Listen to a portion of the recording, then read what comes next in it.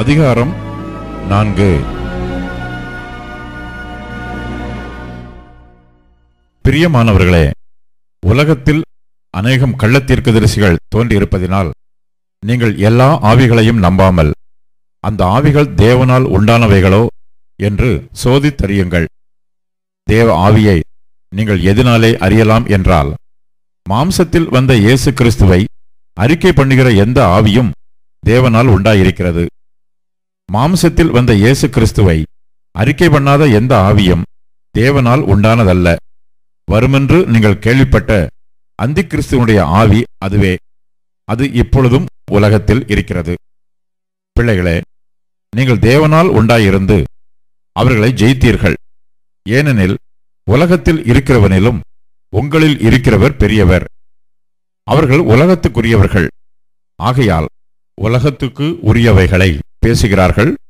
உலகமும் அவர்களுக்கு செவி கொடுக்கும். நாங்கள் தேவனால் உண்டானவர்கள்.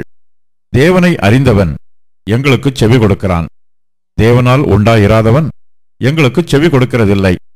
இதனாலே சத்திய ஆவி இன்னதென்றும் வஞ்சக ஆவி இன்னதென்றும் அறிந்திருக்கிறோம். பிரியமானவர்களே, ஒருவரில் ஒருவர் அன்பாய் இருக்க கடவோம். ஏனெனில் அன்பு தேவனால் உண்டாயிருக்கிறது. அன்புள்ள எவனும் தேவனால் பிறந்து அவரை அறிந்திருக்கிறான். அன்பில்லாதவன் தேவனை அறியான். தேவன் அன்பாகவே இருக்கிறார். தம்முடைய ஒரே பேரான குமாரனாலே நாம் பிழைக்கும்படிக்கு தேவன் அவரை இவ்வுலகத்திலே அனுப்பினதினால் தேவன் நம்மேல் வைத்த அன்பு வெளிப்பட்டது. நாம் தேவனிடத்தில் அன்பு கூர்ந்ததினால் அல்ல, அவர் நம்மிடத்தில் அன்பு கூர்ந்து நம்முடைய பாவங்களை நிவர்த்தி செய்கிற கிருபாதார பலியாக தம்முடைய குமாரனை அனுப்பினதினாலே அன்பு உண்டாயிருக்கிறது.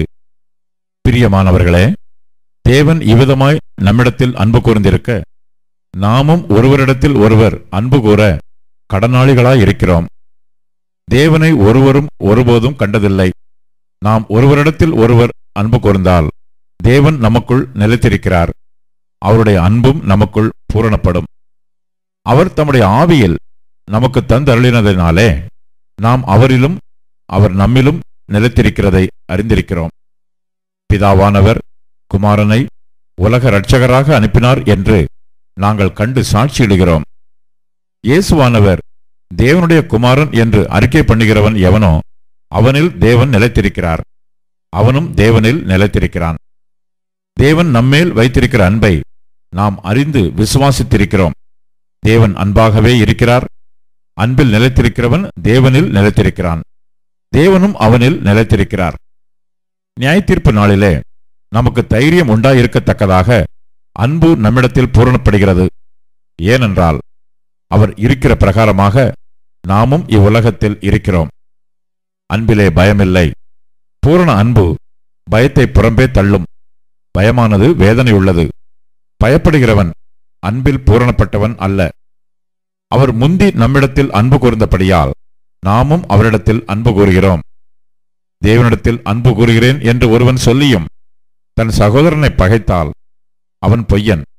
தான் கண்ட சகோதரனிடத்தில் அன்பு கூறாமல் இருக்கிறவன் தான் காணாத தேவனிடத்தில் எப்படி அன்பு கூறுவான்? தேவனிடத்தில் அன்பு கூறுகிறவன் தன் சகோதரனிடத்திலும் அன்பு கூற வேண்டும் என்கிற இந்த கற்பனையை அவராலே பெற்றிருக்கிறோம்.